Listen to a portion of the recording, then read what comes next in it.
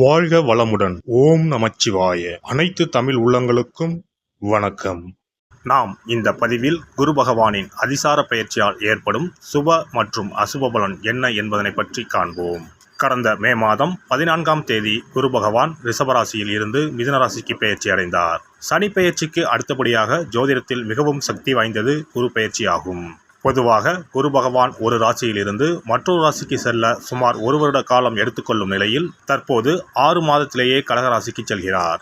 வரும் அக்டோபர் மாதம் 18ஆம் தேதி குரு பகவான் மிதுன ராசியில் இருந்து கடகராசிக்கு பயிற்சி ஆவார்.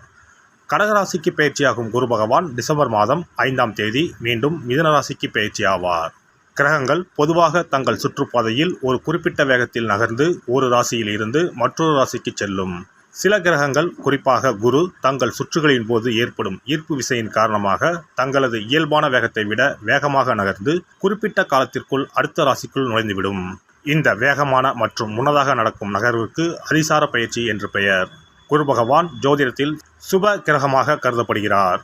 குரு அதிசார பயிற்சி நடைபெறும் காலத்தில் சில ராசிக்காரர்களுக்கு நன்மைகளும் அதிர்ஷ்டமும் எதிர்பாராத திருப்பங்களும் ஏற்பட வாய்ப்புள்ளது. இந்த பயிற்சி மக்களின் வாழ்க்கையில் திருமணம், தொழில், செல்வம் மற்றும் பல்வேறு நல்ல மாற்றங்களை கொண்டு வரும். இந்த அதிசார பயிற்சியால் உங்கள் வாழ்வில் வளமும் நலமும் செல்வ செழிப்பும் பெற்று வாழ்வில் உயரிய நிலையை அடைய எல்லாம் வல்ல எம்பெருமானை வேண்டி விரும்பி கேட்டுக்கொள்கிறேன். மிதுனராசி அன்பர்களே, மிதுனராசிக்கு 2ஆம் இடத்தில் தனஸ்தானத்தில் குரு பகவான் உச்சமடைகிறார்.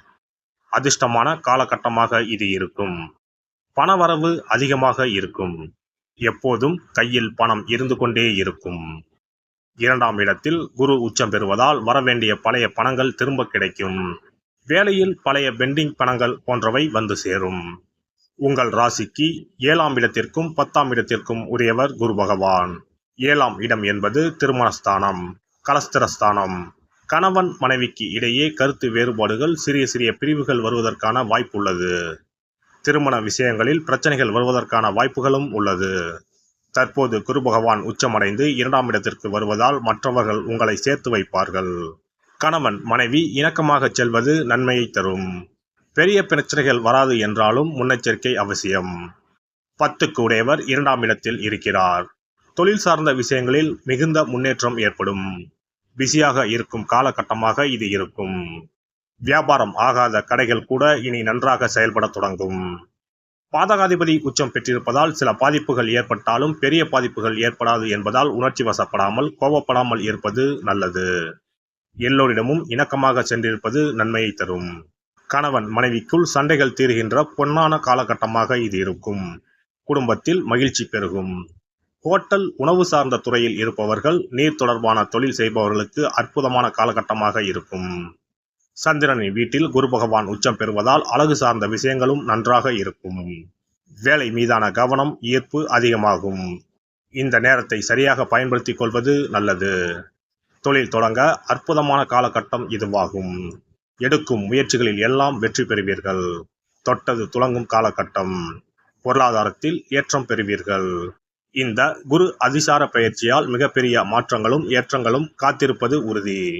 குரு பகவானின் அதிசார பயிற்சிக்கு பரிகாரமாக வியாழக்கிழமைகளில் தட்சிணாமூர்த்திக்கு மஞ்சள் நிற மலர்கள் மற்றும் மஞ்சள் நிற உடையுடன் அபிஷேகம் செய்வது, குரு பகவானுக்கு நெய் தீபம் ஏற்றி வழிபடுவது, அன்னதானம் செய்வது, மற்றவர்களுக்கு உதவுவது போன்றவை சிறந்த பரிகாரங்களாகும். மேலும் வியாழக்கிழமைகளில் குரு பகவானின் காயத்ரி மந்திரத்தை உச்சரிப்பதும் நன்மை பயக்கும். குரு பகவான் சஞ்சரிக்கும் அந்தந்த ஆலயங்களில் உள்ள குரு மற்றும் நவகிரக சன்னதிகளில் தீபம் ஏற்றி வழிபட்டு வரலாம். சிறப்பு பரிகாரம்: வியாழக்கிழமை அன்று மண்ணால் செய்யப்பட்ட ஒரு உண்டியலை வாங்கி வர வேண்டும். அந்த உண்டியலின் வெளிப்புறத்தில் மஞ்சளில் பன்னீரை ஊற்றி குழைத்து உண்டியல் முழுவதும் பூச வேண்டும். இப்படி பூசிய இந்த உண்டியலை நம்முடைய வீட்டின் குபேர மூலையில் வைத்துவிட வேண்டும்.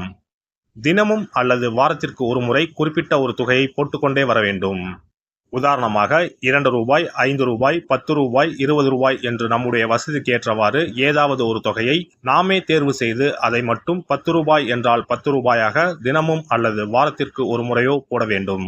இப்படி உண்டியலில் நாம் பணத்தை சேர்ப்பதன் மூலம் நம்முடைய வாழ்க்கையில் குருவால் ஏற்பட்ட பண பிரச்சனைகளும் தன பிரச்சனைகளும் தீரும். உண்டியல் நிறைந்த பிறகு உண்டியலில் இருக்கக்கூடிய பணத்தை எடுத்து அருகில் இருக்கக்கூடிய சித்தர்கள் ஜீவ சமாதி உண்டியலில் செலுத்திவிடலாம் அல்லது ஏதாவது ஒரு பொருளாக வாங்கி கொடுக்கலாம். இது பொதுவான பரிகாரமாகும். உங்கள் ராசிக்குரிய அதிசார பெயர்ச்சி பலன்களை அறிந்து அதற்கு ஏற்ற பரிகாரங்களை ஒரு அனுபவமிக்க ஜோதிடரின் ஆலோசனையின்படி செய்வது நல்லது. எல்லாம் வல்ல இறையருளால் நீங்களும் உங்கள் அன்பு குடும்பமும் உடல் நலம், நீலாயுள், நிறை செல்வம், உயர் புகழ், மெய்ஞானம் ஓங்கி வாழ்க வளமுடன். இந்த வீடியோ பதிவு உங்களுக்கு பிடித்திருந்தால் லைக் பண்ணுங்க, கமெண்ட் பண்ணுங்க, ஷேர் பண்ணுங்க, மறக்காம சப்ஸ்கிரைப் பண்ணுங்க, பக்கத்துல இருக்கிற பெல் பட்டனை கிளிக் பண்ணுங்க. நன்றி, வணக்கம். ஓம் நமச்சிவாய. சிவாய நம.